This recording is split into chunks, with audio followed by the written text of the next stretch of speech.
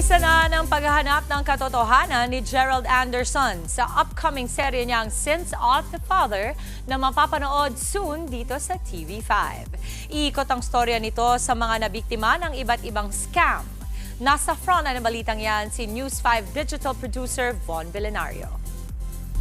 I will make your money work for you. Yayaman tayo! Dapat nga bang pasanin ng anak ang kasalanan ng magulang? Pagbabayaran ni Mike Trinidad ang kanyang krimen hanggang sa hukay. Napapanahong kwento backed by a powerful cast. Yan ang inaabangang crime thriller mystery drama na Sins of the Father. Bida riyan ang nagbabalik telesereng si Gerald Anderson kasama sina Jessie Mendiola, JC De Vera at Shaina Magdayaw. Bigatin pati ang supporting cast with the likes of veteran actor Tirso Cruz III, Lotlot De Leon at John Arcilla.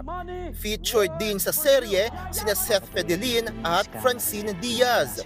Iikot ang kwento ng serye sa buhay ni Samuel, played by Gerald, na maiipit sa scamming activities ng kanyang ama, played by John Arcilla.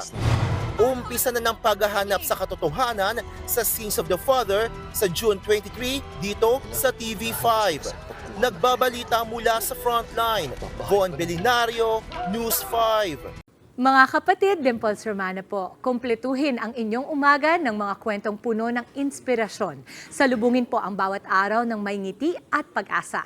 Kaya't mag-subscribe na po at mag-follow na sa aming social media pages ng News 5.